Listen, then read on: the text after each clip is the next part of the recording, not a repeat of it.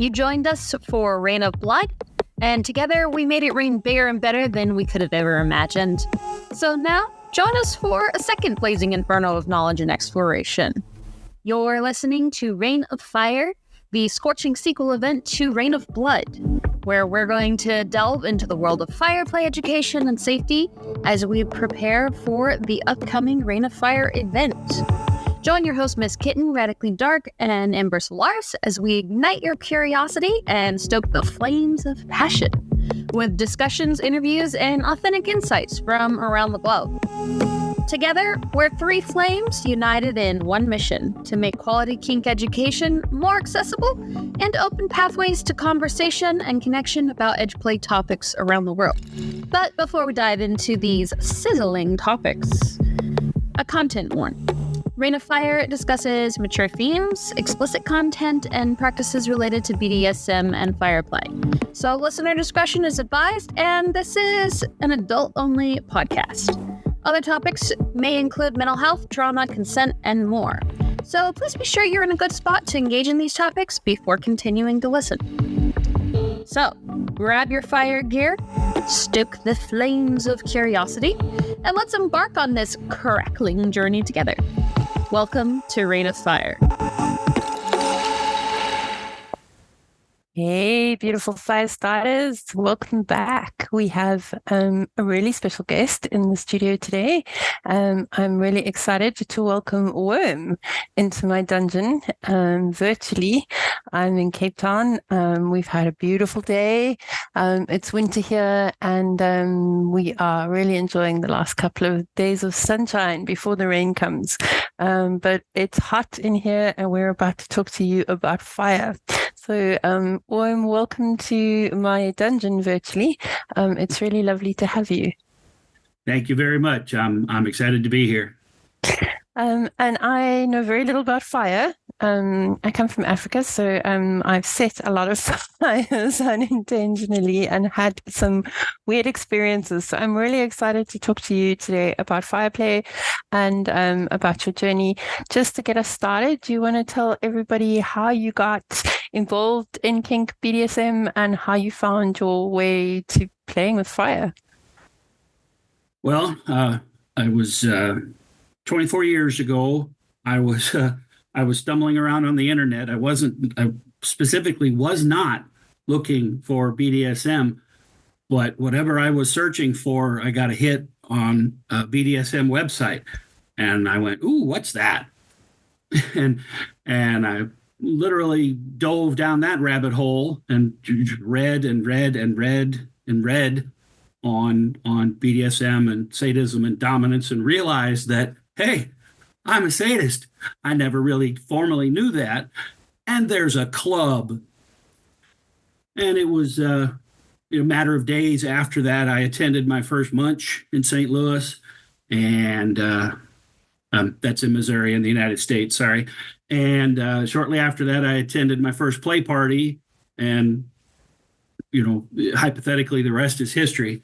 It was 2007. I was at a private play party, and another fellow fire top was fire scening, fire play with a bottom, and I was mesmerized. I was, okay, I've never seen this. This is cool as hell. How do I do this? And I went up after the scene, and I talked to the fire top, and I had already known him somewhat to be attending his private party, but then we talked some more, and he became my mentor. His name is Master Too Tall. He lives in Cape Girardeau, Missouri, and he taught me most of what I know about fire play. And I got started with him. I got myself a small fire kit together, and I practiced a lot. I'm a believer that you can go only so far with watching videos or reading, and there's not a thing wrong with that, but particularly with fire play, you have to eventually do the hands-on practice. You have to develop that hand-eye coordination with your wands, with your torches, with your floggers, with your cups, with fire. If you're not comfortable handling fire, don't go near a bottom. And that was 16 years ago. I love that. And I love your advice about practice. I think it's really important to understand the medium. I think my experience of fire, there's still a lot of adrenaline that goes through me as a top. It's something we don't play with a huge amount. We've done a bit of flash cotton. That's about my extensive experience with fire. And there's a huge amount of adrenaline. So it's not something, I'm not in huge control when there's that much adrenaline going through my body. So it's not something that I would feel comfortable playing with in different ways on a bottom yet. I feel comfortable playing with it over the fire pit or something like that and messing around with it so that it's in a safe environment.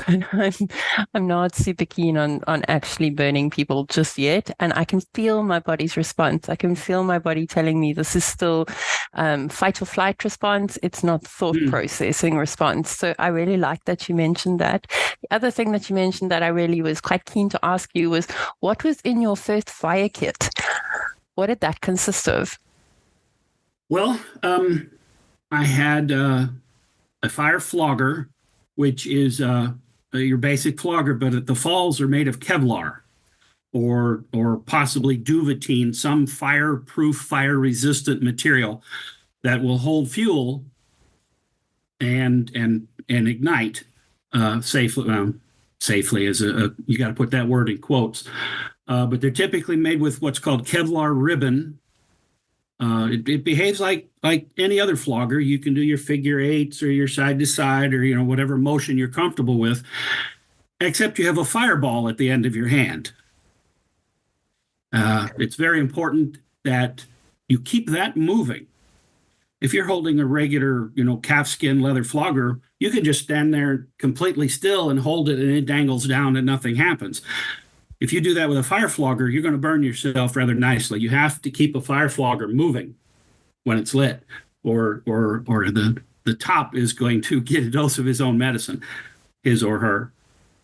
I think that's great advice. I of all my skills in the dungeon, I'm the world's worst flogger. I think I've never actually been flogged, and I think in all my years of kink, I've never experienced it. And I have flogged the wall and the St. Andrew's Cross a couple of times in like practice workshops, and the only thing I managed to hit in those workshops were myself. So I don't think a fire flogger is a great idea for me to start. I think having some flogging skills sounds quite necessary in this journey. So you obviously had some flogging experience before you decided to try it with fire? Yes. Several years of basic impact experience, yes. But I maintain that even the most uncoordinated person can do a basic figure eight with a fire flogger or a leather flogger. It's finding a rhythm and a speed that the flogger likes. Okay. But it's very important to be comfortable. You mentioned it about fight or flight response. That's it exactly. I never really thought of it like that. You have to be practiced enough with whatever you're doing for the jitters to be gone, for that flight response to be gone. Yeah, it's like people always say to me, like when I teach a needle class, like, how do you know that you're confident enough to pierce somebody else? And it's when you are able to do it to yourself without a surge of adrenaline flooding through your body, where you have complete control over it, and it becomes a task instead of something that you are afraid of. There can't be fear in the medium that you're working with. There can be respect. I don't have a problem with that, but that huge adrenaline rush is not ideal for looking after other people's safety. And again, use safety like you did in inverted commas, because none of this is safe, and life is not safe, and these are choices we make with consent. So yeah, definitely. What else was in your fire kit? I had several homemade wands. Some people call those torches or batons. It's a wooden stick. You could even make them with drumsticks. Some people make them with fondue forks, the metal fondue forks, but it's a stick with a cotton head. It needs to be 100% cotton. And you fasten that to the end of the stick and you soak it in alcohol and you shake off the excess and then you light it. And then you can do a variety of things to a willing bottom. There's drumming and swiping and fleshing. And one of my favorites is Dragon's Breath. And, I've never heard that before. Tell me a little bit more about Dragon's Breath. Well, see, that's one of the things with fire play is the terms are very local. You know, I know the St. Louis words for fire because that's the language we share. But you go to the East Coast, the West Coast, or certainly to another country, you're going to get different words for the same darn thing. I love that. I think that's so cool. And I think I come from a community that has no fire, so we have no fire words. So I'll take all your fire words and I'm learning all of them. And I have a list that I'm making and I'm learning all these cool new words. I think it's fantastic. It just shows that it's been passed on in your community and it shows a bit of tradition and history. And I really like that. I find it quite special, maybe because mine are lacking. And fire extinguisher is probably the main word around fire in Africa. Yeah, tell me some more about Dragon's Breath. We're lucky in St. Louis that we had a very strong, educated fire tops, a handful of them, and they passed that on. And I call myself the second generation, but I think everybody calls themselves the second generation. Dragon's Breath is where you take a lit fire wand. In stage 1 or stage 2 of the burn is the best for that. And you put it up close to your bottom, like close to their breast is an example that I really like. And you blow. And you literally blow the flames toward their breast. And you can, depending on how close you get, that can be warm and wonderful or torturous and terrible. I'm going to stop you right there. You mentioned something that I haven't heard before. You said it stage 1 or 2 of the fire. Can you give me a little bit more understanding of what that means? Yes. So this is something I'm sure it's unique to St. Louis, but we like it because it defines something. So stage 1 is when you first light your wand, torch, baton, whatever you're calling it. When you first light it, and there's basically excess fuel in the head of the wand. So there's plenty of fuel. If you wanted to do a swipe, you could swipe your bottom with that, which just means rub it down their person, and it would leave fuel behind and light, and they would momentarily be on fire. Stage 2 is, a 30 seconds or a minute later, where the excess fuel is gone and now you're sort of at a steady state of a burn. So swiping becomes more difficult because you don't have that excess fuel to leave behind on a person if you drag it. Stage 2, you could still do the Dragon's Breath. You can blow on it and get the really cool effects. Stage 3 is when the fuel is starting to run out and the flame starts flickering on the head of the wand.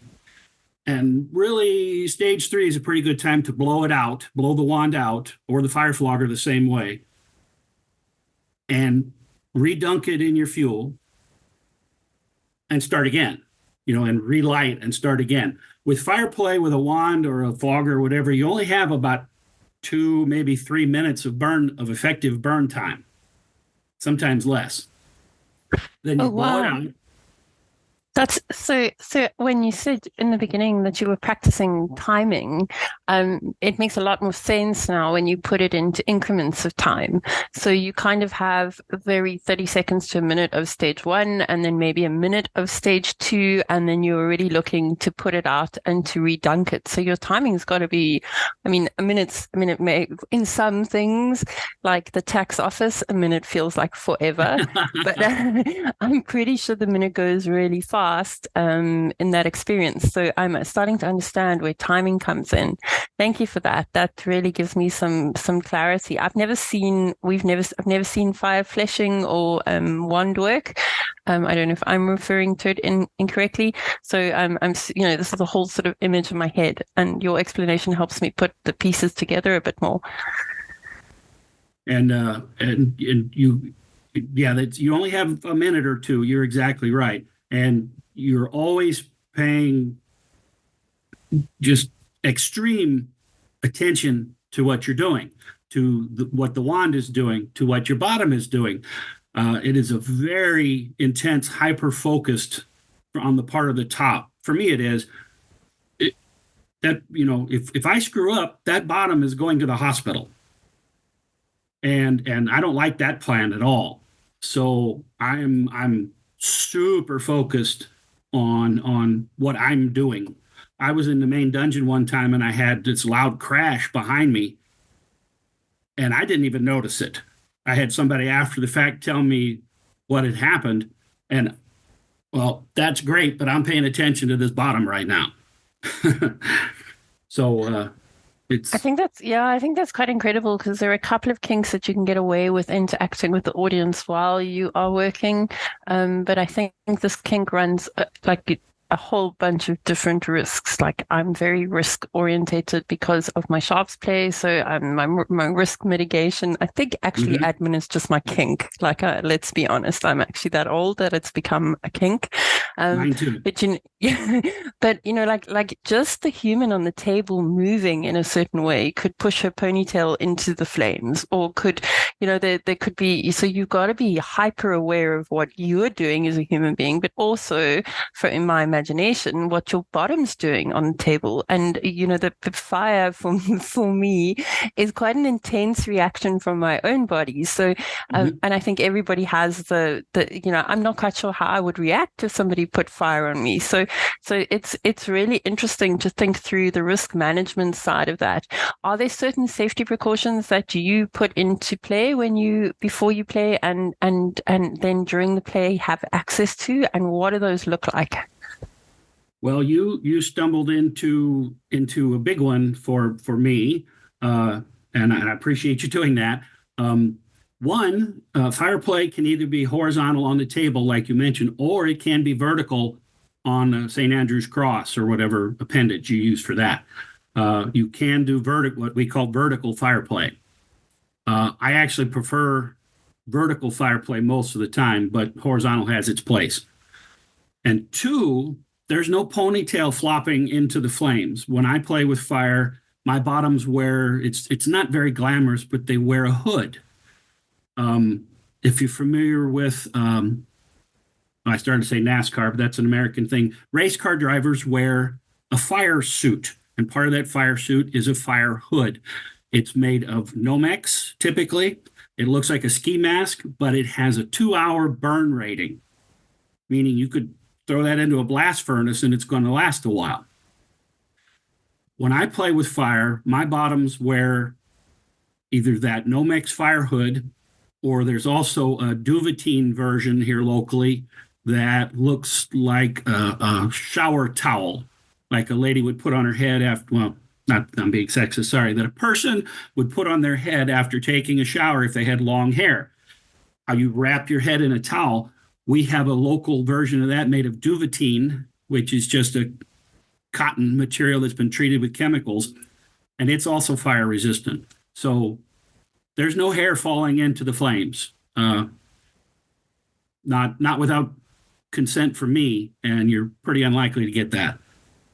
Okay, I love that. You calmed my brain, my overactive imagination. I'd already burnt everybody in the entire room by the bottom just swishing her head. So I think you can, I know what my hair's like. I can tie it up as much as I like. It has a mind of its own, and there's always something that's escaped, and we're looking to party with the rest of the kink going on. So I love the idea of the hood, and I'm really into latex and hoods and stuff like that. I'm sure there's a way to make it sexy. I think it's just about changing the perspective on things. So I'm sure we could make it sexy. But I really like that. I like the fact that is the bottoms really considered. Are there other precautions that you're taking before play? Oh, lots of them. My 099 class is nothing but safety equipment for fire play. It's the burning temperatures of the alcohol you use, and the fire hoods, and fire extinguishers, welding blankets.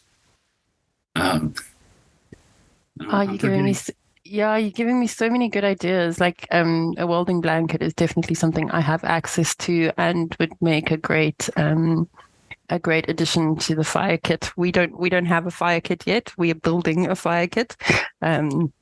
My bottoms are all terrified, but we're working on it in small stages. But a lot of things that you're sharing with me today, I'm really excited for your class, because a lot of things that you're sharing with me today, I wouldn't have even considered using. And I think, you don't know what you don't know. So unless you've been in the situation and you've experienced the raging flames on somebody's ass, you don't quite know what's going to be needed to be prepared for the situation. So, I would have said fire extinguisher.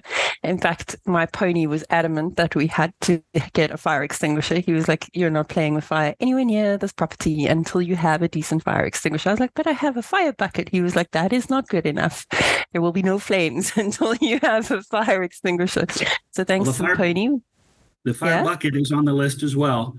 And your fire extinguisher doesn't have to be large or anything. I have a 3-pound ABC for my kitchen that I carry around. It does have to be at least an AB. But you don't need no 10-pound huge, something that weighs 50 pounds US weight and try to carry that around. They even make little bitty tiny marine ones for boats that I think are 1 pound. That's a great tip, and we live in a boating community. We're on the coast, so that would be quite easy to find from a resource perspective. You mentioned something I hadn't heard before there. You said an AB. Is that something that I need to know about? Okay, that might be an American classification, and I'll be the first to admit I don't know the South African equivalent. Sorry, but it's A is for putting out simple fires like wood and paper. B is for liquid fuels, and C is for chemicals. Oh, cool. I'm going to Google that and I will get back to you with my findings. I'm going to do a bit of my own research there and see what's available in my community and how we class it. I'm also going to have a look, now that you mention it, how that carries through internationally, so that we know where we stand, and I'll let you know. I'll share that research with you. That's a fun project. I'll get on that. That sounds great. Thank you. My whole class is about, the first class, the 099 class, is about safety. It's about the snuff can. The snuff can is just a non-flammable trash can that you can drop a lit wand or plugger or whatever that you can drop something on fire into, put a lid on, and snuff it out. Welding blankets are to protect most of the time the floor. But in the event that something goes completely sideways, God forbid, but when something goes completely sideways, you have that welding blanket to wrap up your bottom and literally just roll them up like a burrito. And hopefully, knock on wood, put the fire out. You might be unlocking more kinks than you know here. The idea of rolling somebody up like a burrito is strangely appealing. And a snuff bucket, I don't even know what it is, but I need to have one. Like, it sounds fabulous. It sounds really cool. Like, I need to be able to say I have a snuff bucket in my dungeon. I think that's fantastic. For us, it's just a small metal trash can with a lid.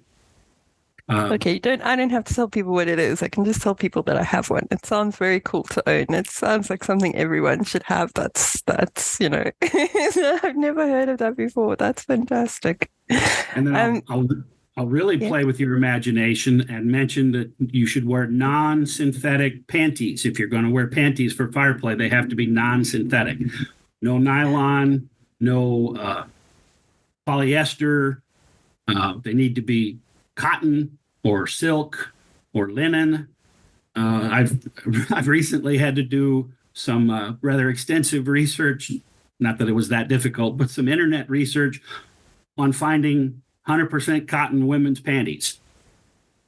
I love that journey for you. I think it's fantastic. I think every man should go on that journey. I think it's great. There's a thread in our fire group that I'm like, okay, ladies, I need some help. I found these, but these are really expensive. What are we going to use? It's you have to laugh a little bit, you know.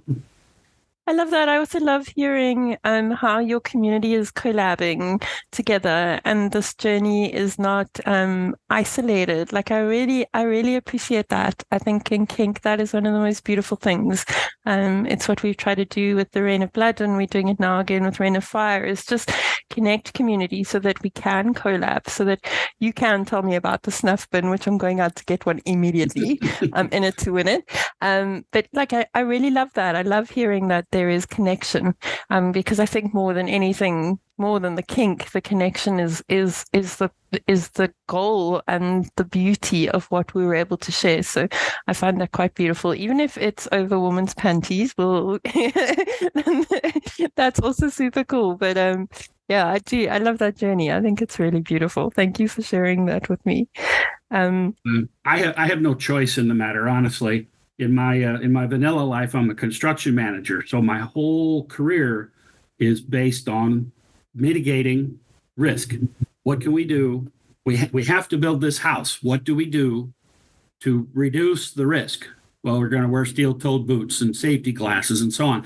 Those are all risk mitigation strategies for typical construction. I wind up doing the exact same thing with all my kinks. I have no choice in the matter.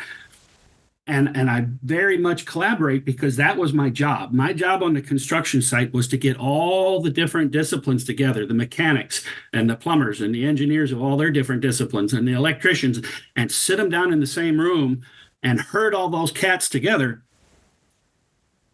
Now, let's come up with a solution that works for everybody. So that collaborative thing, I have no choice in the matter. I'm just wired that way. Not everybody does.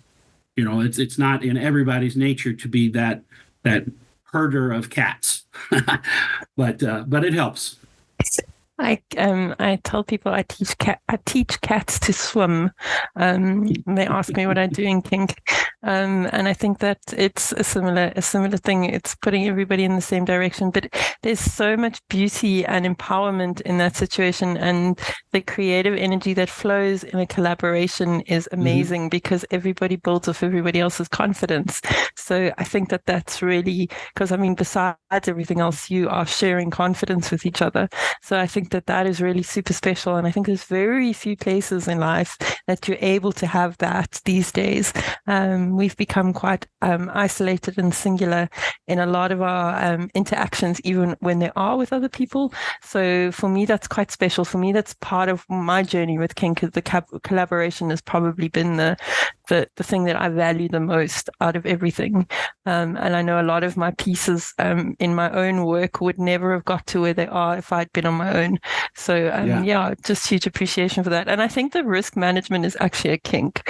As I get older and I do more of it and I design more spreadsheets for risk management, I actually think it's a kink, but it's something that I find very empowering. It's also kind of this for science thing where you have notes beforehand so that you can go back and you can say, well, now I've done the thing. I know that I know more, because I think you don't know what you don't know in the beginning.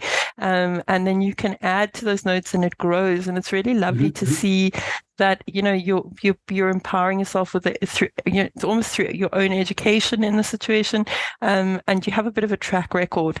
So all of that stuff appeals to me. I really like post-its. I really like making notes. I really like yeah, admins definitely probably should be top on my list, and it's getting stronger as I get older.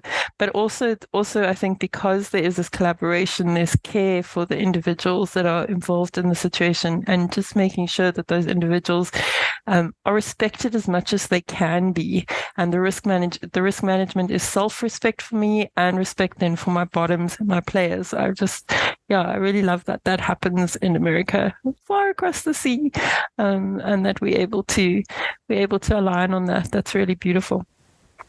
Well, I think that's the difference between an ethical sadist and a sadist. A true sadist has no regard for their bottom, none. That person is dangerous. In what we do, they're very dangerous. So I stress the difference between an ethical sadist. I have more fun when my bottom is also having fun. It's that sharing of energy. So I draw a strong distinction between sadism and ethical sadism. I like that. It relates to I always say in my negotiations class that you need to be able to align ethically with the human being that you're playing with. And I think that ethical alignment, that we share the same values, we share the same boundaries. There's certain things that we're not going to cross together, and we've discussed that and we've aligned up front, really make a better partnership, and allow for better play than this new relationship energy that runs wild and you just say yes to everything. So it's definitely like that word ethical, and everybody's ethics are going to be different. So you just have to align ethically, and just match up, make sure that you're on the same page from the start. And I found that quite hard in kink in the beginning. New relationship energy is not my thing. I'm like a kid on crack when I am near new relationship energy. So I had to implement some rules in my own play space. Like I don't play with anybody I haven't known for a certain amount of time.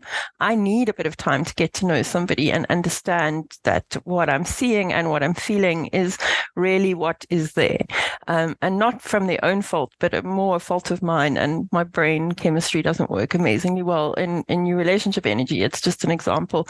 But, finding the player that you align with is just so special.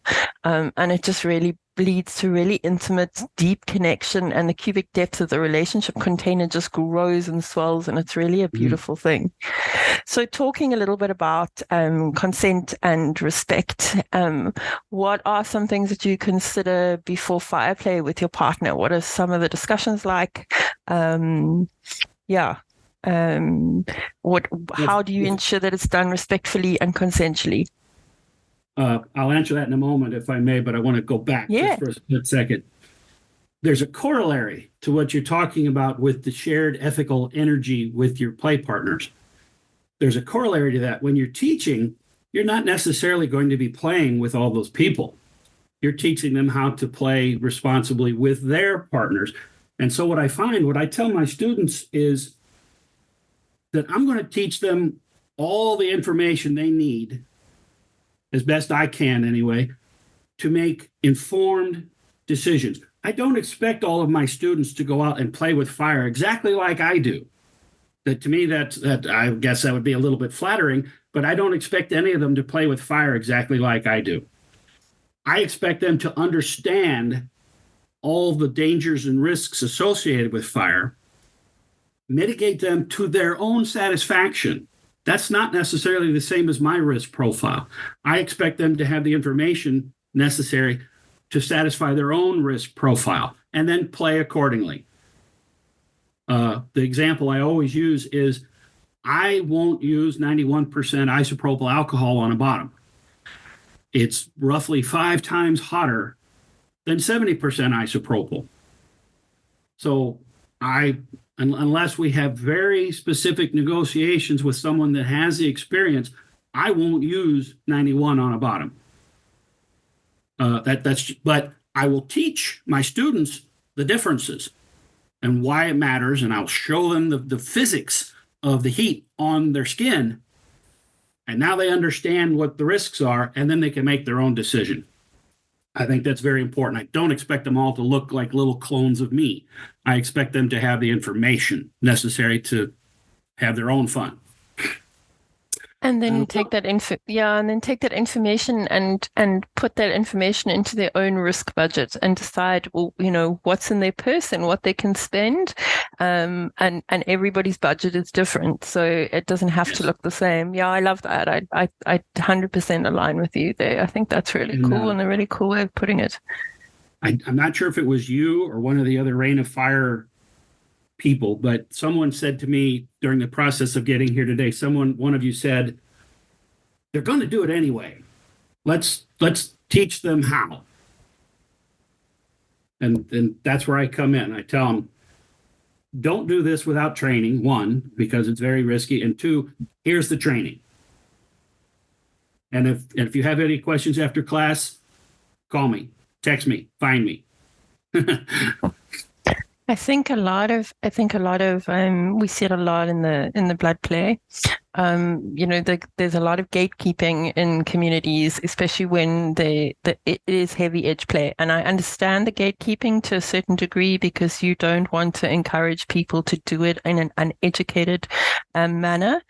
But if we're going to gatekeep and we want them to be educated before they're going to pick up stuff, we have to provide the education for them. We have to show them a gold standard. Otherwise, they're going to get burnt, literally, without creaming the fire pun here. Right or wrong, I'm definitely a gatekeeper type, but I completely agree with you that with that decision comes the responsibility to show them how. And how I do that, among other things, getting to your next question about the respectful and consensual, I have handouts. I need cheat sheets. You probably saw that I emailed you my cheat sheet for today. Yes. I'm a firm believer in RAC, risk-aware consensual kink. I think that's a global term, but if not, it's the same as sane and consensual. So I have handouts. I have the outline that I use for the classes themselves. And then on the backside of every outline are sample negotiation questions for getting started in fire play. And I actually use those pretty regularly. I've got quite a few of them memorized, but I'll ask people, what is your experience with fire play? Do you have any? Have you done it before? What was it like? Give me feedback on what you enjoy, what you didn't enjoy, if you have those preferences. And I start that conversation with any prospective scene partner. Let's go through the list. Let's go through some questions. I ask them about areas on their body that they may decide to be off limits. If your pubic area is off limits, okay. If your breast area is off limits, okay. If your ears are off limits, okay. Now we have some basic understandings, but I have a cheat sheet that I use. I have a consent card that I use, my negotiation card. I have one for each kink that I participate in. And I am an admin sadist when it comes to this. I don't believe that a lot of the stuff we do is can be harmful, and you really need to be clear-headed when you're making the decision to do it. So a lot of my plays are negotiated 2 or 3 weeks in advance with a consent card, and the consent card is filled out in writing because me and admin, and then I have the bottom has time to process that. I learn a lot from how that card is filled out about, are they really at capacity? Did they sit down and really fill out that card for me? Or was it just quick answers to sate my curiosity so that I move on and ask the next questions? Or were they really thinking about themselves? Was there self-awareness in answering the card? And I have 2 or 3 questions that I even pose that's, if you read them out loud, sound very similar, but they're actually asking completely different things unless you're reading the questions carefully and unless you're sitting down to really give yourself time to answer them. And I believe, anything that, especially with the piercing we're creating holes in somebody's body. Like, you have to be really, you need to have those holes. You can't be doing it because I want to put holes in you. This has got to be something that's got to be for yourself.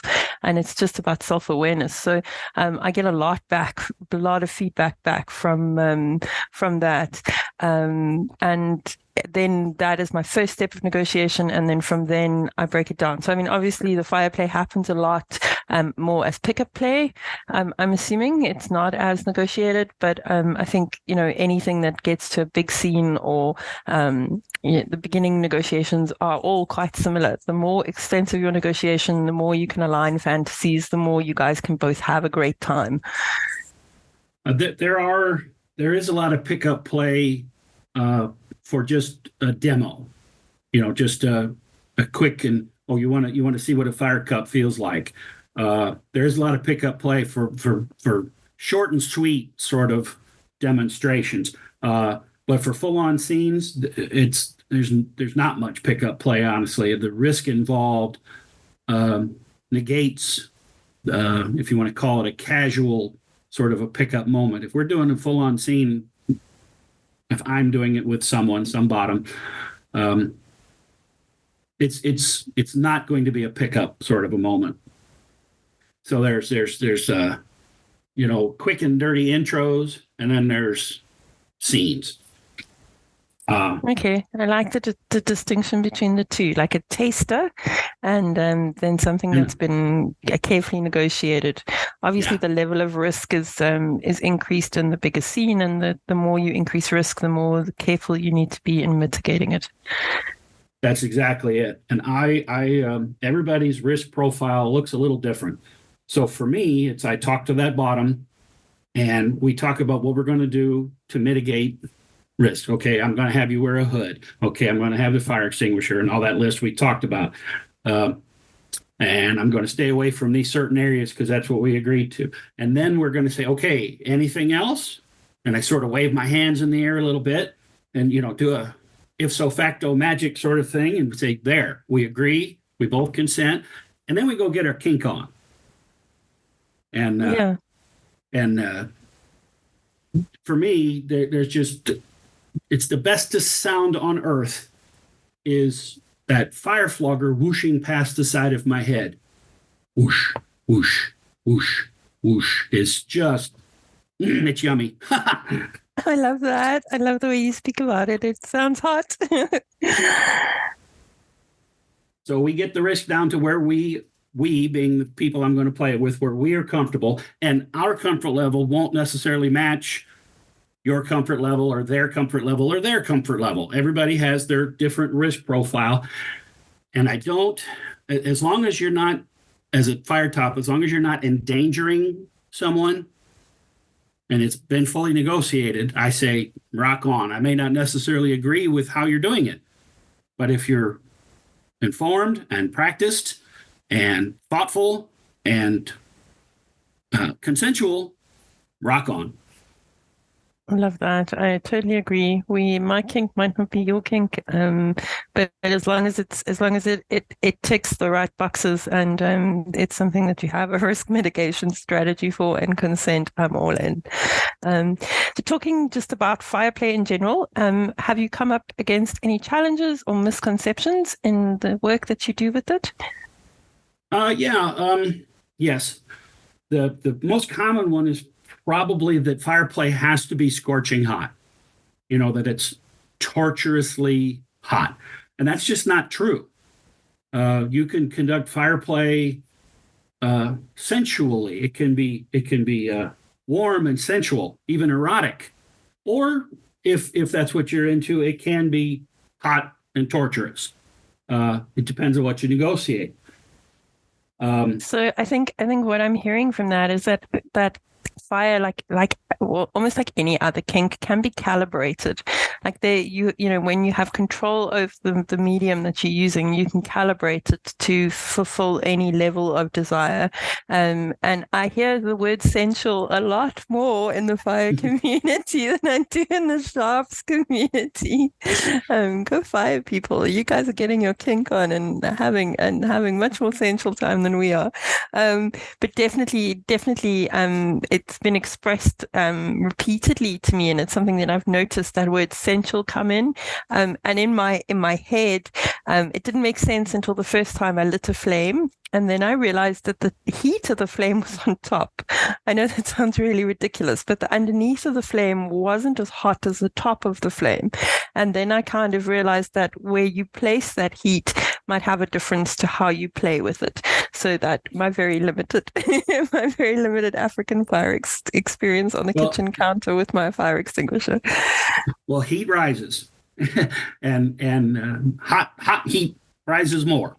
So you're absolutely right. But see, even the most simple, basic thing like that, sometimes when you start playing, you don't necessarily connect that dot until you practice. And then you put your hand up there and you go, whoa, it's way hot up here and nothing down here. Sometimes it takes that visceral moment to connect the obvious, and that's what practice is about. If I was teaching a whips class one time, and a very good friend of mine sat in on the class, and he told me he's never thrown a whip, and this really surprised me, really genuinely surprised me. This guy is a nationally, globally ranked sword fighter. Cool. Like when you go to Renaissance fairs and you see these guys like dressed as knights attacking each other. He does this globally. I might need his number. I'd be happy to connect you with him. Sounds awesome. But he had never learned how to throw a whip. And I'm like, you got to be kidding. So he's sitting in my class and he learns how to throw a whip, and he's up there and he's practicing. And at first you don't get it. Throwing a whip is very hand-eye timing. It's a little bit like throwing a baseball and a curveball. What you do with your hand and where you pause is very critical. And so at first, nobody gets it. And I say, okay, bring the whip back next to your ear and pause just for a millisecond, but pause back here with your hand by your ear and then go forward. And he starts cracking that whip. And it's like watching a 12-year-old on crack. He's so excited. He's literally trembling. And he says, I got it. And I'm like, huh? Yes, now sit down. You're too excited. Calm down, Karen. Not so much. And that whip thing, the whip feeling is very cool. We use whips on the farm, and we do a little bit of hunting on horseback with hounds. So we carry whips, hunt whips from there, and being able to use a whip is definitely a super cool feeling. And it's I agree with you. It's something that's not so easy and does take a bit of practice. And I have hit myself a lot of times with my own whip. I think more than I've hit anything else. I have a great whip top who does fire whip with me here, and we've built our own Kevlar whip core, and we've done the whole lot through our own research. But it's been a very interesting journey with the whips. I will say one thing, like it's very hard on the wrist, and even making the whips it's really hard on the wrist. I didn't quite realize how sore making a whip would leave me. It was the most pain I'd had in kink in a while. If I could be nosy, the whips that you're throwing, they're what I'll call a bull whip. They have a stiff handle. Everything from a proper English hunting whip, so where it's got a bone head and a shaft, and the tassel of the whip is then connected through a separate piece of leather, so it's not one strand, so that you can replace the fall basically if you need to, because they break, they don't last forever. And the couple of handles that I've got are over like 100 years old. They're really beautiful.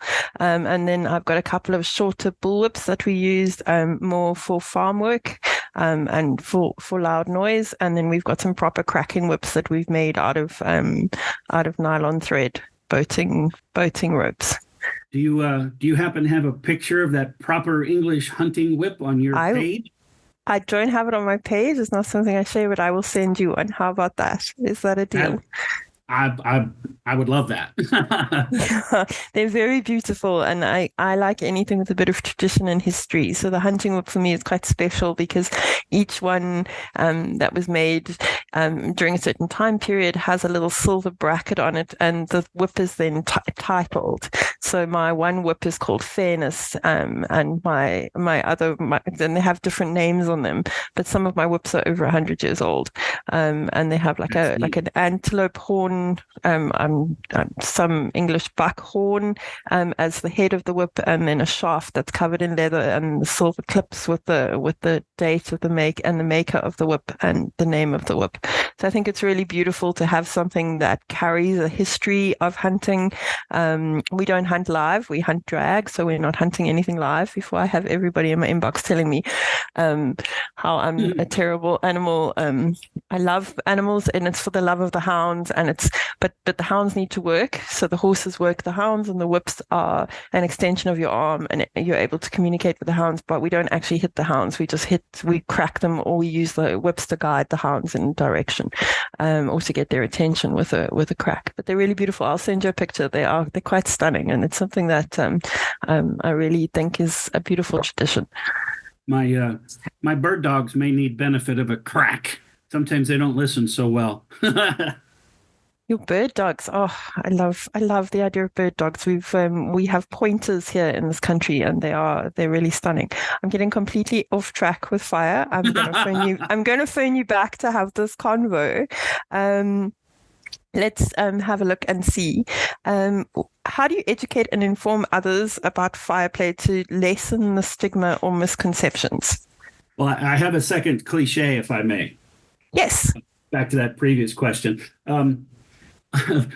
Right or wrong, mostly wrong, but a lot of people assume that I must have had some traumatic fire event with fire as a kid, as a child. To have this fire fetish, somehow I must be traumatized.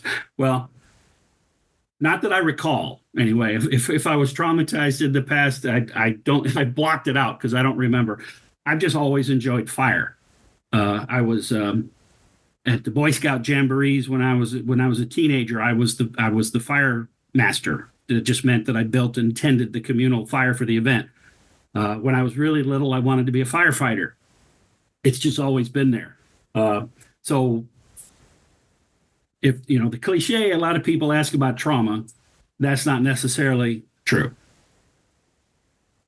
Yeah, I think especially once it's become a skill and you've educated yourself, like there's a love for it, there's a passion.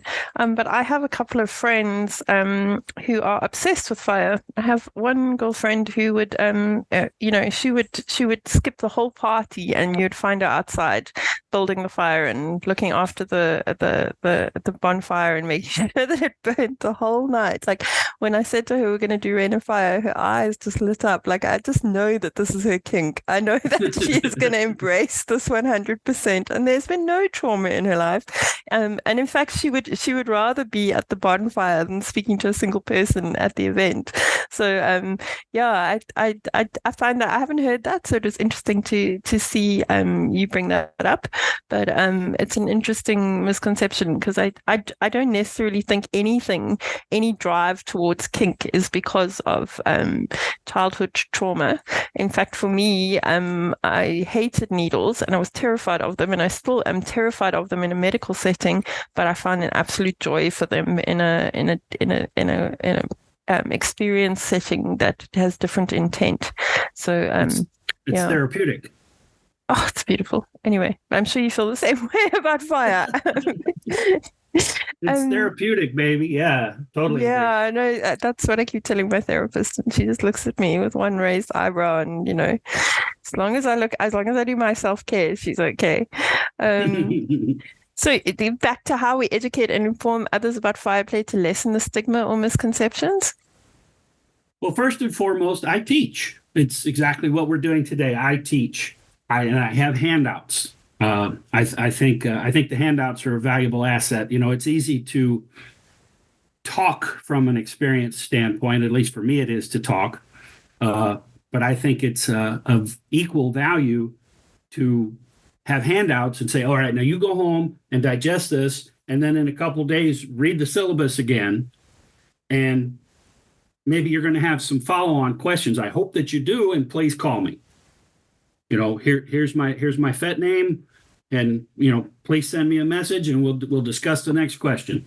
I'll teach anybody that's willing to listen. It's what it comes down to, and I'll listen to anybody that's willing to teach.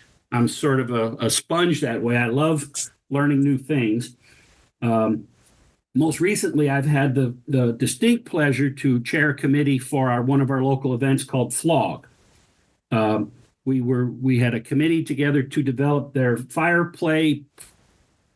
They're going to allow fire play in their dungeon because they have a hard concrete floor now, and they wanted and needed to set up a set of rules. And I was on the committee. I led the committee, and we developed this fire play poster it's a local group called Flog, Fetish Lifestyle Open Group. They've been around for 23 years, or maybe 24 now. I lose count a little bit. The same couple has been running it all that time. They had some help in the beginning, and now they have some new help. But the original creators are still involved in St. Louis for literally over 20 years. I talked to the hosts, and they were comfortable with me mentioning them. It is a private party, but if you talk to MJ, she will get you an invite if you happen to be in St. Louis area. I love that. You said a couple of things in that I was really drew my attention. Number one, the willingness to teach, I think is so important, and I think needs to be really supported in the community. The Skillshare isn't for profit. It is never for nobody's going to retire on it. If you want to retire on something from kink, you need to make decent porn. Fire play lessons, I don't think are going to be your retirement package. So it's really for the love of what you're doing, and I find that really beautiful. The second thing that you mentioned is your willingness to listen to other educators.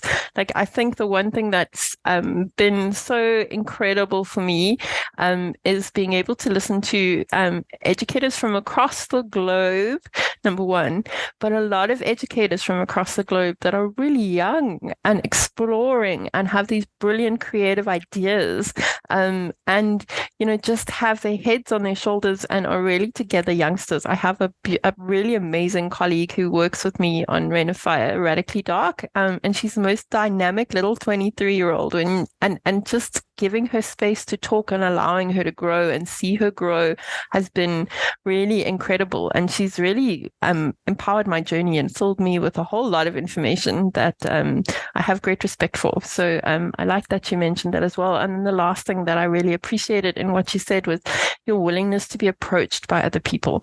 And I think that sometimes, being a top or being a dom, you get a bad rep and people are scared to approach you, so they don't ask the questions.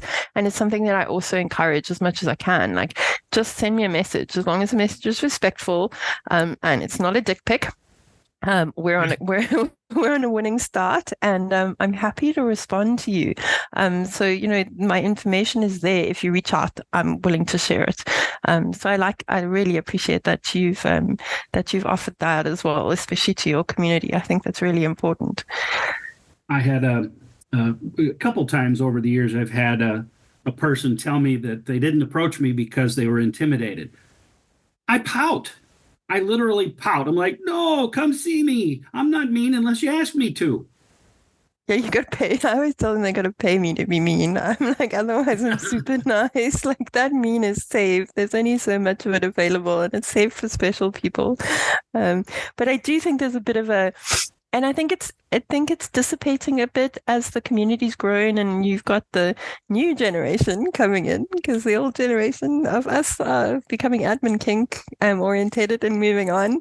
But as you see the new generation come in, it's it's not as stereotypical in the roles. I think Fet's got to a point where you can be a raccoon, and so the roles are a little bit. And I love that. I love that they're encouraging people to really just embrace who they are, and not to be forced into something. And also that, not that we've lost respect, but that we are ethical humans before we have a role. And I think just remembering that we're all ethical humans and that we need to connect like that first before we connect in a role, and that role is a negotiated role. So even if I am a mistress or I'm not a mistress, but if I was portraying myself like that, before you approach me like that, approach me as a human. And I think in the old school that was a little bit lost. And the roles sort of overtook that. So I could see why people were a bit nervous. I'm not going to lie. I'm going to tell you, I was a little bit nervous to approach you too. So you're very established. And I think that level of, you're always worried that you get dismissed. I think fear of rejection, and it happens to all of us. But there's a corollary to that too, that, and I'll be the first to say I struggle a bit with some of the young people because they completely dismiss experience. They say, "Oh, you're old. What do you know?" "Oh, that just burns my butt." I haven't been on the planet for 60 years so that you can ignore what I have already experienced, and you're about to trip on something. So it's a balancing act. It's sometimes they're too shy, and sometimes they just don't want to. And I have to keep reminding myself in that situation that part of consent is autonomy, the right to make your own choices over your own body. And if you're using your autonomy in the situation to make that bad choice and you haven't approached me for help, I need to bite my tongue or sew my lips closed or leave the country, so that I don't witness your mistake. But I think I have to remind myself that I had the space to make my mistakes too, and that it's because of that space that I had to grow. And I'm one of those people that literally has to burn my fingers to find out. I've got better, but not much, but I have got better. So giving them a little bit of space sometimes is a better solution to that than taking it personally. I don't think it's meant personally. I didn't mean it personally when I was younger either. I was just convinced I knew everything. and the older I got, the more I realized I knew nothing. So it took a couple of years. And my typical solution is I'll just sort of show up and stand there and be a wallflower. And like, okay, you may not want my help, but I'm here if you decide to do that. Instead of just walking away completely, I'll go to an event where it's safe to do so, and I'll just sort of hang out. And eventually somebody goes, "Well, wait a minute. You're about to light that person on fire. Have you talked to anybody about?" It's usually from their peers. "Have you talked to anybody about how to do that? And maybe you should talk to that guy." I just sort of show up and wait. Pick him. He looks like he's knowledgeable. Okay, so what advice do you have for individuals who are starting out exploring? Well, you've skipped probably the most important education moment. The Reign of Fire. Sorry. I'm so sorry. What is it? The 26th through the 28th of this July is your Reign of Fire virtual event. Yes, I'm very excited about that. And we have these amazing podcasts coming out so people can connect a bit with presenters. They can hear a little bit from all over the globe about what people are practicing, how people are experiencing this, how their personal journeys have grown. And then we have an on-demand, which will start on the 1st of July. So anybody with a Reign of Fire ticket can have access to the on-demand. And the on-demand will be just really the basics of kink. Some consent, some aftercare, some Fire 101s, just stuff to help them prepare for the festival at the end of July. And then at the end of July, we'll have 3 days of burning stuff, which we're very excited about. And some amazing presenters who are going to, again, come across from all different corners of the globe and just share their experience with the rest of the world and just connect community a little bit. So we're super excited. We are, we have a great team. I have some really good support with Solaris and Radically Dark. They are just incredible humans to work with. And the three of us are hopefully going to shed some light on the fire community. Some firelight. Firelight, yes. We're going to set it ablaze. The fire so many fun cliches. I know they've got really bad though. Like I think we have a prize at the end of the con for the best cliche or the best fire pun. We'll have to decide which way we're going with it. But the best dad joke relating to fire, I think, deserves a prize. That's the only kind of jokes I know are groaners. Right? I'm also at that age where those are the only jokes that I find funny.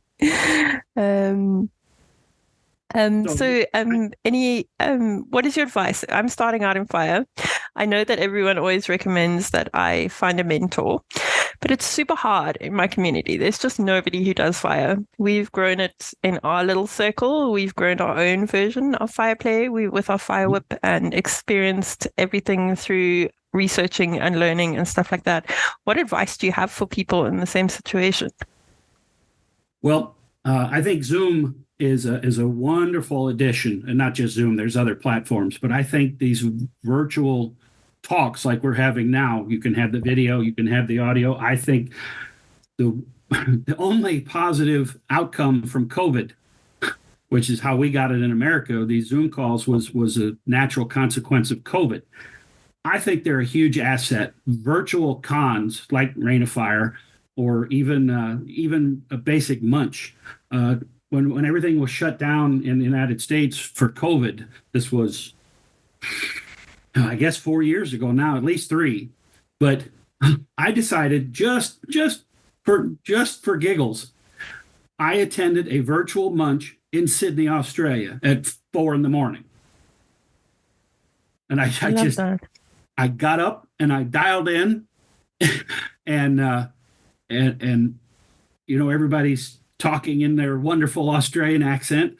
And then I said something and the whole room went, huh? You sound funny. And I said, yeah, I'm in America. I'm near St. Louis. I just thought it'd be fun to dial in. You can't do that without Zoom or some equivalent. And I think you're absolutely right that fire communities are niche. They're insular. They're small. And we learned from each other in St. Louis, and you learned from each other in Cape Town. I can go to the East Coast of the United States and have demonstrably different fire play rules. I can go to the West Coast and have very different rules for fire play. I can even go to down south to Texas, to Dallas, and have a different set of fire play rules. I think fire play is insular. It's very self-isolating because, as you said, there's not enough people where you can just reach out to someone within commuting distance and have a fire mentor. I was extremely lucky. My first fire mentor was about 2 hours drive away and came to St. Louis once in a while. My second mentor, so there's a fun story there. My mentor's mentor, the guy that trained me, also lived in St. Louis, and I didn't know who trained Master Too-Tall. So I find out a year or two later that Paradox trained Master Too-Tall, and I went, Paradox, you mean the one that's down the street from me? So I had a very lucky thing that I had two very qualified and willing to teach fire tops within striking distance, especially Paradox. He only lived, a few miles away. And yes, that's the Paradox from Fetlife. Tell him I sent you. Okay. Yes, sir. He's one of the employees of Fetlife, one of the moderators on Fetlife. But I was lucky. I was very lucky that I had experienced people close by that were willing to teach me. You may not have that in Cape Town. You just said it's hard. I think Zoom bridges that gap. But I do still think that it's very, very important that you find mentors for fire play and that you practice. You can, you can get on YouTube and watch videos, and you can get on the internet in general and read and read and read, but it's only going to get you so far with fire play. In the end, it's just my opinion, but I strongly believe that you have to do the hands-on training in person with fire play. I can teach the safety from 4,000 miles away. We can get on a talk like this, and our video chat is even better because now I can show you the toys and talk about the science of it. I can do that anywhere. Yes. Yes, we're going to do that, please. Before Kitten turns Cape Town into a blazing inferno. But that gets you to 75% or even 90%. That gets you not all the way to qualified. In my opinion, before you swing fire on a bottom, you better have been handling it without a bottom for months. Frankly, I played with fire by myself, not on a bottom, for 6 months before I even considered putting it on somebody's rear end. I 100% agree with you. And my take on any kink, I mean, I caned a pillow for nearly a year before I was accurate enough to cane a bottom.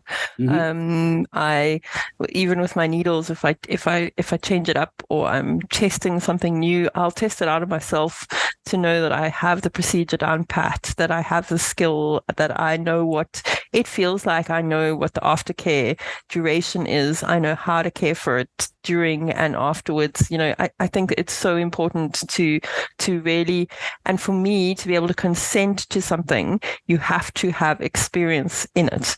Like, I don't believe that I can consent to giving somebody else an experience if I've never done it. So I really do think that part of informed consent and part of the information required to consent is being able to actually work with the medium, play with the medium, and use the medium on your own first. I think otherwise you need to have an understanding of your impact item or your fire wand or your needle set or whatever you're using. I think it's hugely important, and I think it's underrated. And I think a lot of newbies come into the community and want to pick up the stick and hit people, which is great. I love the enthusiasm, but they have no idea what that is actually going to do. So that they need to go through the understanding of what it does to the skin, to themselves, the mental aspect, the emotional aspect, because there's so much involved with it, and it's not even just about the medium. It's the body's reaction to the medium. This is like a 3D art for me, and it's the intensity that makes it so beautiful. But it comes with a lot of understanding. And I stress in my classes, that's understanding for the bottoms as much as the tops. Now, maybe the bottoms don't have to, do the hand-eye coordination part, but they still need to have the safety information. So I say that it's equally important for the bottoms to educate themselves so that they can recognize dangerous behavior from a top. I don't care if that's impact or fire or electric or whips or whatever the kink. Needles is a really good example.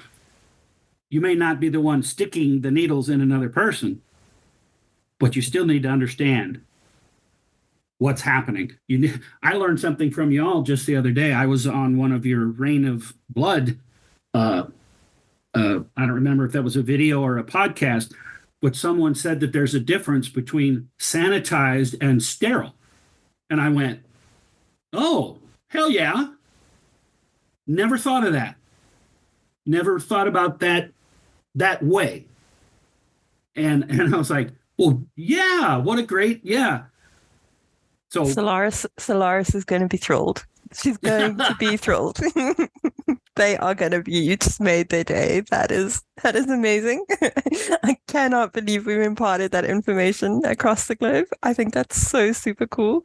And it's huge because I think a lot of the time we are not understanding what we're prepping in the area and what we need to use to prep the area. And I think even in basic dungeon situations, we should be using a really good surface cleaner that lasts on the surface for more than 10 minutes. And that basic blood pathogen training should be included in any Dungeon 101 class because blood is part of dungeon play. It might not be blood play specific, but at some point you're going to draw blood, and you both as a top and a bottom need to know how to handle that because it's going to happen. So yeah, maybe not in essential play unless you bite really hard, but yeah. So those basics, I think become almost universal, and they're not shared enough. I know in the impact community, like blood pathogen training for me is part of impact. You're going to break skin with caning. It's going to happen eventually. It's important to know how to treat that wound, how to care for that wound, and what the risk is to the implement that the blood is on, to the surface that you are now touching. To the how you're touching made of. Yeah, we have a once it draws blood, it belongs to the bottom rule, and that's just a standard. But I've been in a lot of dungeon spaces where there's canes hanging on the wall that have been hanging there for years. And you need to know, you need to be careful about what, the risks that you're putting yourself into, and so understanding the basics. And I think some of the more difficult kinks or the more edgier kinks like fire play and sharps come with better risk mitigation strategies because, people tend to die more regularly in what we do. So we've got better about it. But I do think it's something that should be basic kink 101 with consent. Stuff like blood pathogens should be part and parcel of this game. And then the other thing is, and I have to mention it, is standardizing STI and STD testing, because as soon as you start to have the option of open wounds, the idea of sharing fluids happens without you even thinking about it, and can put everybody at risk. So having a process for that, discussing that openly, bringing it to the table, and if you don't want to talk about it as STIs and you want to talk about it as blood pathogens, and that makes people more comfortable. But we have to normalize the idea that this is something we talk about, this is something we share openly about, so people can also have informed consent in the situation and know how to handle the situation if it happens. I was talking to a small group, but I was talking to several new people. This was several years ago, but I was talking to a group of new people, and STI testing came up, and I said, "Yeah, I'm actually getting my regular test is next week." And they all looked at me kind of confused, and one of them asked me, he said, "But you haven't been with anybody but your one sub." And I looked back and I said, "So?" There's still a greater than zero chance that we're going to exchange bodily fluids of some kind somehow when I'm beating your ass. I might break your skin and might get a drop of blood on me, or etc. So I completely shocked them that I was in the column of regular STI testing. And then they all kind of thought about it and went, "Well, yeah, I guess we got to get going on that." And the one girl was 23, girl, listen to me, but woman was 23 years old. And I said, "How long you been sexually active?" And she goes, "More than a minute." And I said, "Well, then it's time, don't you think?" "Yeah." I love that. And I love that community's listening to that, and that's included in what you leaving behind. I think the younger people in my community are better with OCI testing. I find our older community is maybe just the sex education that we went through when we were younger didn't identify this as important, and they gave it a stigma. I find it so interesting, just doing the Rain of Blood podcasts, how much stigma I had in my own head about it, and how difficult I found speak about it openly. And after doing the HIV podcast, and they're great podcast listeners, have a listen. They are absolutely awesome. Really brave individuals spoke to us and shared some info. It was absolutely amazing. But yeah, just being more aware of that it's okay to chat about it and just being open about it and taking the stigma away was something that I really got out of Rain of Blood, and something that I could then bring back to my community. Although I've always been an advocate for it, I feel more confident in how I can talk about it now. So that was pretty cool. I loved that. I think these young people I'm talking about, I think the real surprise was that a 50-something was doing that.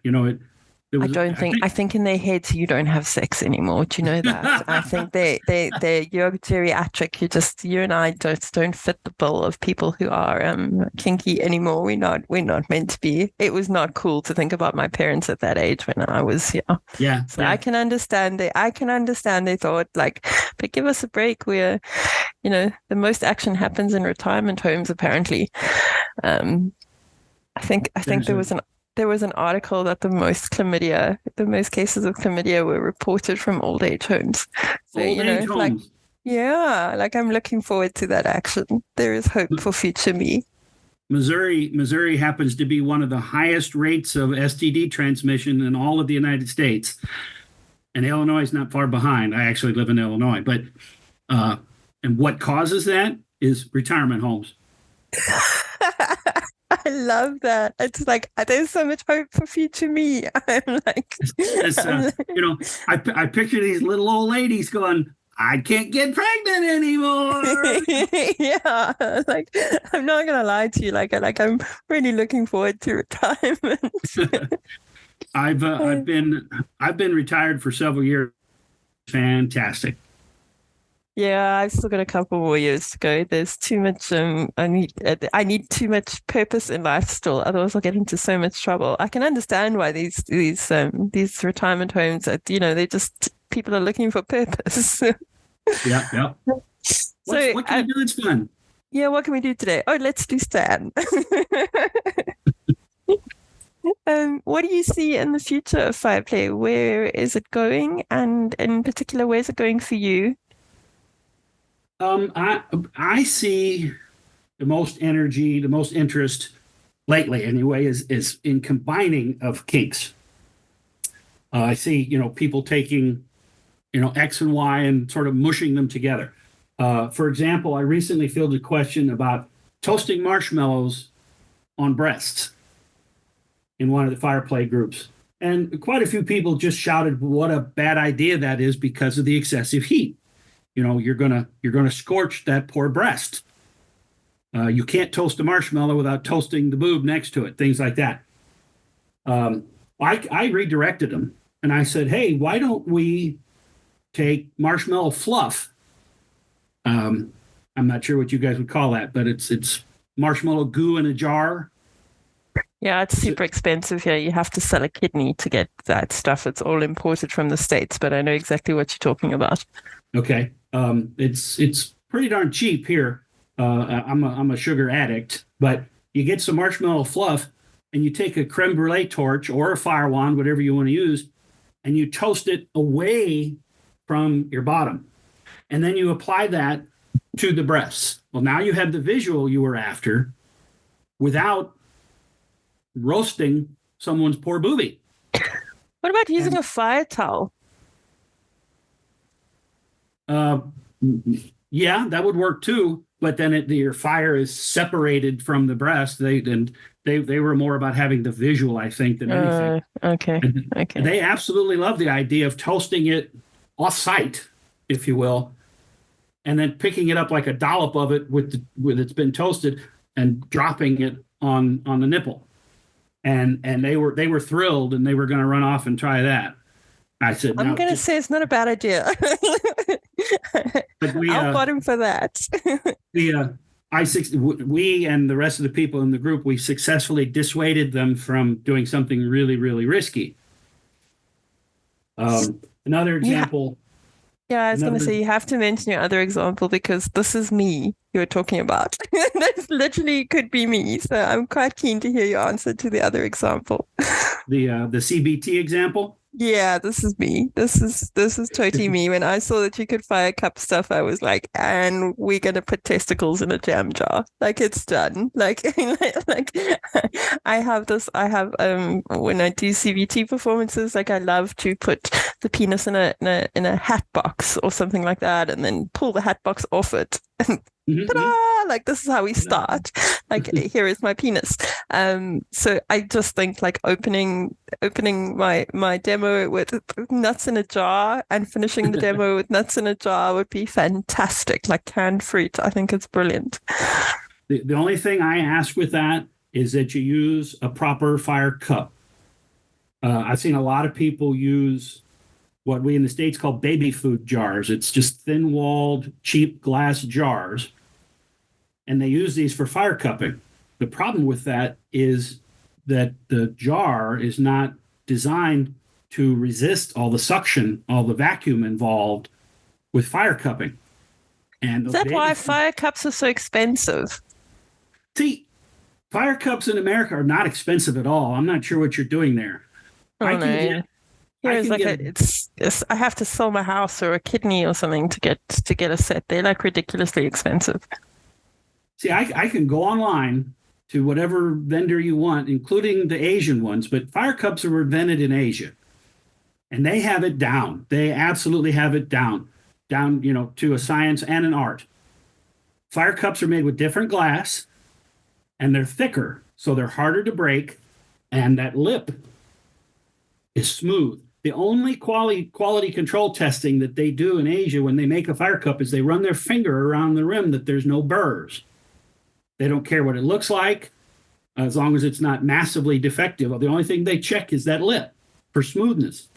They absolutely have it down. And I can go on the internet and get a dozen fire cups of either a variety of sizes or all one size. You can literally click a button and pick, A or B. I can get a dozen cups for about $30. That's 30 US, of course. I haven't priced them recently. I'm sure they've gone up some, but to me, that's not terribly expensive. I think what kills us here is the postage. So I think whatever product is not locally made, and you've got to import the DHL, and the postage is just ridiculously expensive. We also have a very unstable postage system. We currently have a whole bunch of containers that have been stuck in the docks for over a year, literally. So getting your product here, getting it delivered to your door probably costs 3 times the amount of the actual product. So I think that's probably where we really don't have the infrastructure to back us up for that. So we're reliant on using very expensive companies to guarantee delivery. That's, you said DHF or something. Is that like a value-added tax? No, DHL. It's like our best courier. Oh, okay, that's a company. I see. Okay. Yeah. Oh, yeah, DHF. I've heard. Well, DHL. I've heard of it before. Well, that's. I guess that's unfortunate. I'm tempted to try to send you a set of fire cups now, but I guess I'll face the exact same problems that the manufacturer would shipping them in. Yeah, it's interesting. We do a lunar play. We've talking about collaborating and putting different kinks together, and we love doing that. Like I think what we found in our community is because it's so small, we all have different fetishes. So giving each other time to explore the fetishes is really important, because it's not like there are 100 needle players or 100 lunar players, or so so we've all collaborated together, and in doing the collaboration we've learned more and opened new kinks and stuff between us. Like it's that information share has been really cool. And we've got a fire play that we do with balloons. It's where we cover somebody in balloons and we pop them with a fire whip. It's super cool. It's really quite phenomenal to see them go bang. We researched it a lot. The balloons do not catch a light. The fire actually doesn't get that close to them, but they explode beautifully from the fire whip, and it's like a sonic boom if the balloon is big enough. It's really quite It's really quite cool to see. So yeah, so that collaboration of kinks is just so beautiful, but it's also collaboration of people, and that expanding ideas together and growing community is just really important for me. Well, I want to collaborate on that. Are those balloons perhaps filled with butane? No, but keep talking.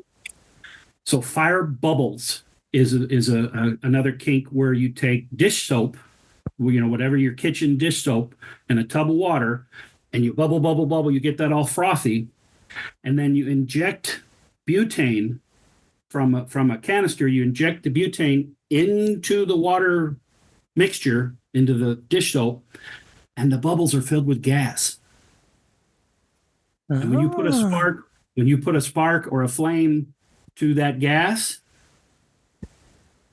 hold on, motherfucker. Pardon my French, but it's a big woof. Divine. And you could absolutely fill those, test it and test it away from a person first, but you could absolutely fill those balloons with butane, like you put in a lighter. Yeah. You can buy spray bottles, like 16-ounce charged gas bottles with butane in them, and you just fill the balloon that way. And then when you touch it with your fire whip, there's going to be firelight.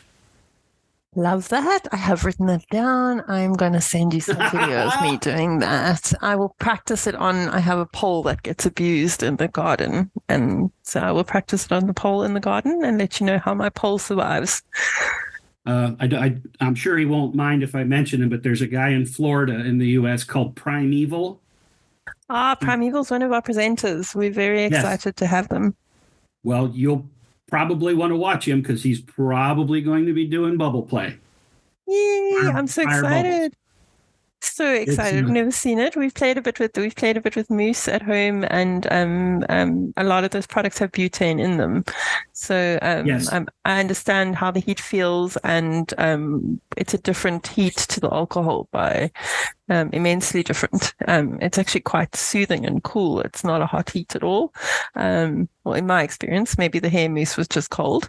But yeah, so we've obviously done for science experiments on metal boxes. We haven't really put it on the body. We've done it on the palm of our hands, and that's about it. Well, see, that mousse, when you're using the mousse, and yes, that's the same butane and I think propane, and then there's liquid flammable ingredients as well. But that fire from mousse, it's almost a half an inch away from your body. Yeah. So yes, fire mousse is typically not nearly as hot as the other methods. But when you switch up and put that butane in fire bubbles, it's on the skin. And it's extremely visually impressive and hot. Now it's over in a half a second or less, but it's gone. And you look at Primeval's pictures, and they're stunningly bright, amazing, huge fireballs. Awesome. I'm so into that. That really appeals to me. I'm going to do all this research. I've written this whole list. I've written this whole list of stuff on my page. I might need to take a fire safety class first. I think before I do any of this, I think a fire safety class should be my first goal. Well, and he will, I could promise you that he will, his choices of risk awareness will be different than mine. He will break some of my fire rules. He doesn't use a hood, for the hair. He doesn't use a fire hood. Okay, that's his choice. He understands the risks. His bottoms understand the risks, and they play with these huge butane fireballs with no fire hood on. That's outside my risk bubble. But I would simply put a fire hood on that person and go to town. Yeah. This is that niche play that we're talking about, that insular nature of what happens in Cape Town versus what happens in St. Louis versus what happens in Philadelphia versus what happens in California. You're going to get some different answers. The East Coast and the West Coast of the United States, they will not let you play without a spotter. Most dungeons on either coast will not. Apps just forget, don't even ask. They will not let you play without a spotter.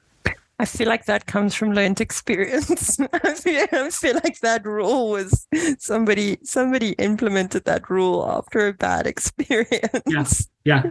We in the Midwest, I guess we haven't had that really bad experience because we will allow to go without a spotter if you have one hand completely free. If the top has one hand completely free, we'll allow it.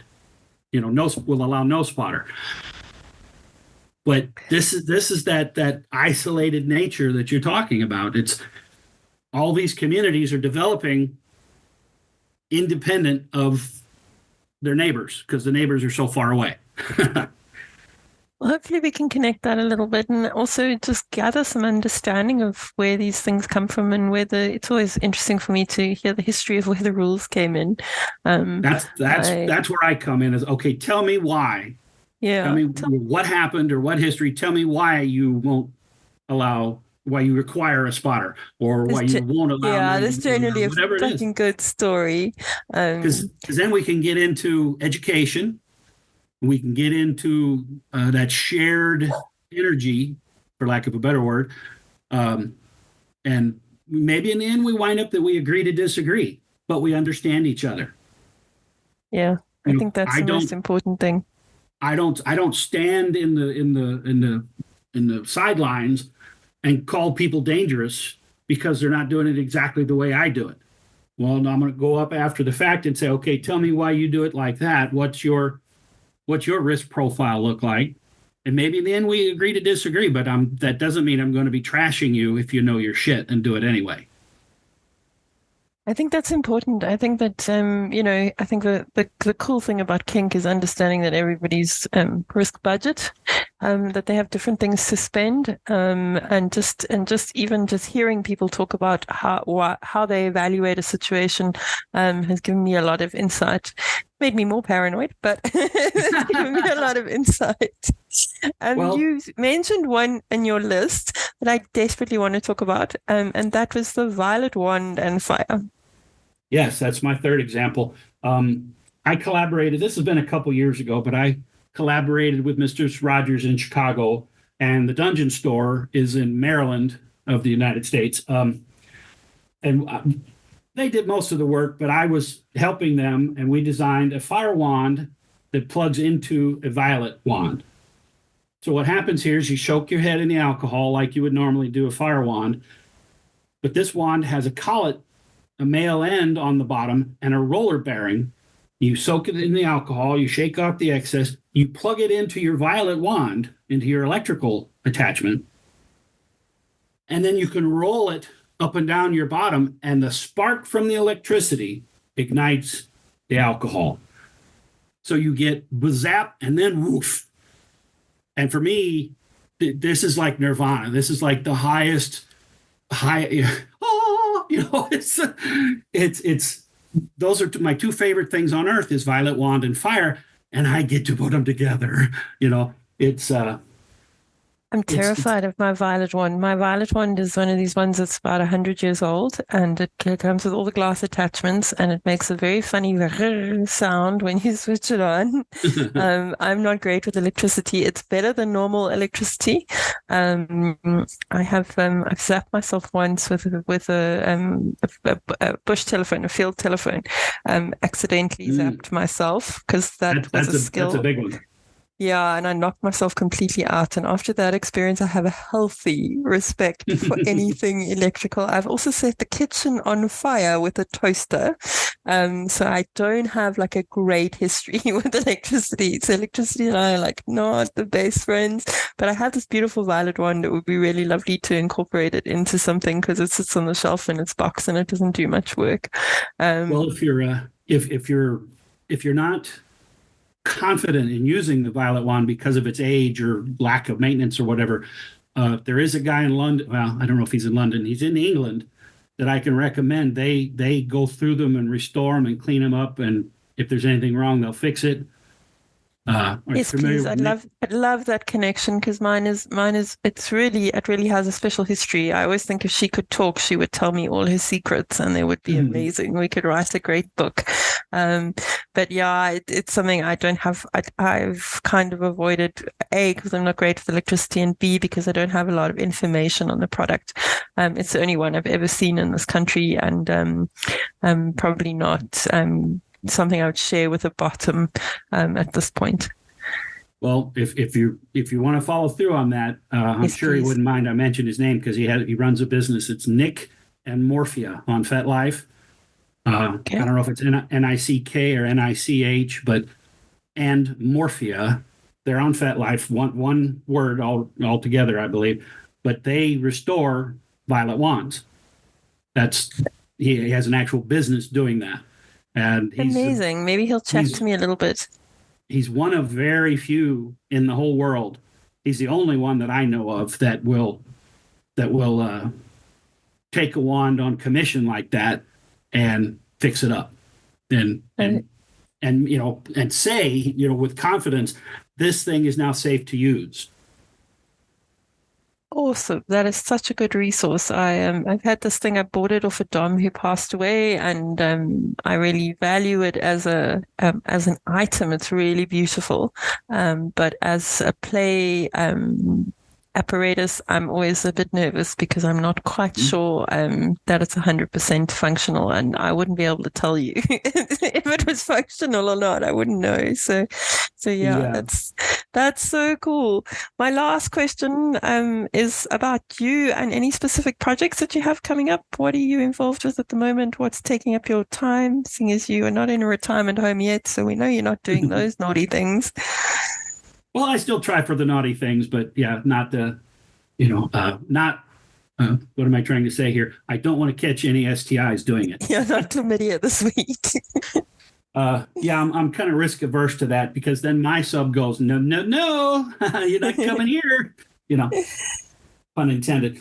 Collaborations for me.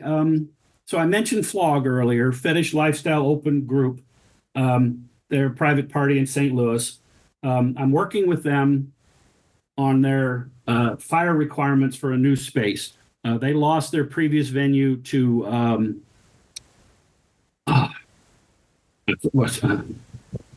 I lost my word here, but they redeveloped their building into, it was this kind of rundown 100-year-old building, and they turned it into high-class apartments. I lost my word. Gentrification. So they gentrified this. That is. It's basically they took all the old stuff that's cheap and inexpensive to rent, and they fix it up, and turn it into. In this case, they turned it into high cost apartments. Okay. And so the venue that Flog was in for a number of years, that venue is gone. They can no longer hold their monthly party there because they've completely rehabbed the building into something else. So they're looking for a new space. I'm working with them on the new space. Not as much as I'd like, but Papa Bear John wants to do everything himself. So I'm helping them with that at least a little bit. I'm working with them on the fire requirements. I also recently collaborated with Echo's Fire. Are you familiar with? Yes, another one of our presenters. We're so excited to have them. I've actually spoken to Echo, and I was, just a dynamic youngster who really sure of the educational part, which I was really impressed by, and just a bit mind-blowing to see such a driven educator in the community. So excited to have them, and hopefully get to chat to them soon on the podcast. So if you watch them play, watch their class, I highly recommend it. But what they do is more of, they can do from mild to wild, but they have 2 or 3 whole classes on sensual fire play. They play horizontally on a table, and they get a fire wand, and to watch them work, it's almost poetic. It's almost like they're playing to music. I've teased them before that they have to have music playing in their head. But they drag that wand, say, across the small of your back, and then they follow it with their free hand. So it's swipe with the heat and then massage it out. Swipe with the heat and then massage it out. It's very sensual. It's boner maker, you know, pardon my French. It's very sensual and even erotic. And not hot. It's warm and fuzzy. And then you can turn around and watch, not to pick on Primeval or maybe myself, but you can watch somebody else that's doing something that's much more visually intense, and you look at it and go, yeah, there's no way that's warm and fuzzy. But I've worked with Echo. They recently released what they're calling their standard torch. For a long time, they were concerned that they didn't have an entry level fire wand. That they're fire wands and they're super fine quality, but they're expensive. They were more expensive than they wanted it to be. They were able to develop a 3D printed handle, literally used a 3D printer to print the handle for these standard wands, they're calling them. They start at $15. I mean, US. For Fireplay, to me, that's a real bargain. They come in seven different colors, and I consulted with them on the design. The other thing I did, I'm not working on a whole lot because, as you stated, I'm retired. So the nice thing about retiring from the 9 to 5 from my vanilla job is I get to just sort of take it easy, and I work on the projects that happen to find me. I'm not out there beating the bushes, so to speak. Back to the previous example, Echo came to me and said, you know, I value your opinion. I want to talk this through.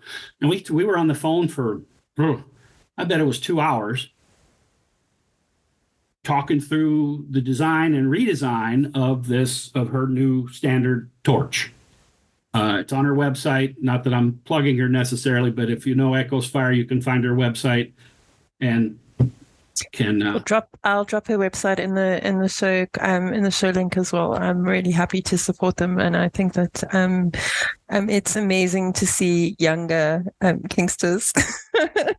Well, because some of us are not so young, but taking education seriously and really promoting the kink with such passion, and it's a beautiful thing, and it needs to be encouraged. So I'm in it to win it, and I'll drop their links when I drop this podcast. And you're absolutely right that they are younger than me by a pretty good margin, but they came in. When they first came into Fireplay, they did their research, they did the studying, they went to other people's classes, they hit it hard and decided, okay, now I'm qualified. I believe it's 15 years now that they've been not necessarily teaching it, but involved in Fireplay, and the website. You know, there's been multiple refinements over the years of their designs. So I really like Echo because they are experience and youth together.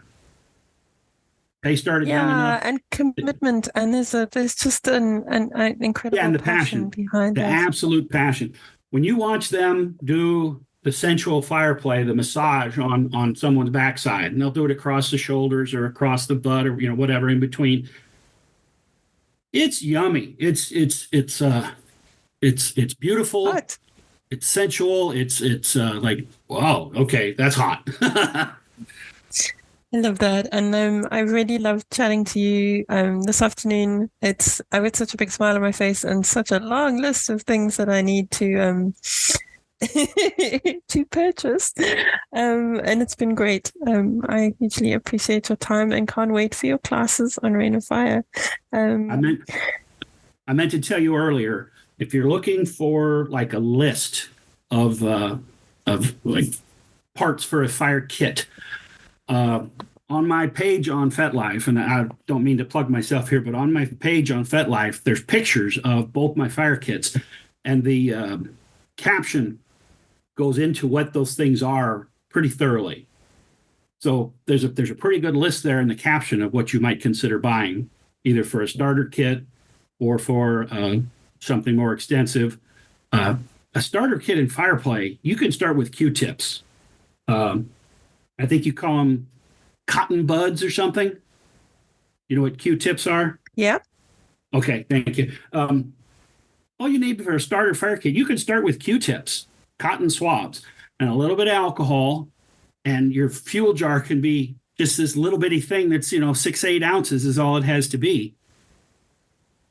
You still need a fire extinguisher and more of the safety gear, but as far as the fire itself, you can get started with the stuff that'll fit in your hand. It doesn't have to be this huge, expensive. Now, it certainly can be, and it's very addictive, I promise you. But if you look at those pictures on my page, you'll get a pretty decent list of where to start.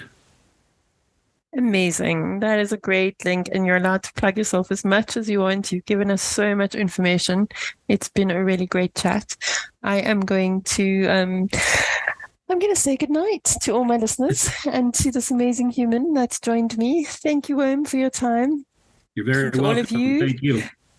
For all of you who haven't got a Rain of Fire ticket, what are you doing with your life? Get a Rain of Fire ticket. We have some amazing on-demand stuff coming. We also have a huge bunch of panel discussions at the beginning of the month for Rain of Blood. So we'll be talking to some tops, some bottoms, and some BIPOC folk about fireplay and about their experiences. They worked really well for Rain of Blood. We had a great time, so we hope you join us for those. And we hope to see you at our conference. So I hope that you stay lit. And from my dungeon in Cape Town, lots of love and kitten kisses. Thanks for having me.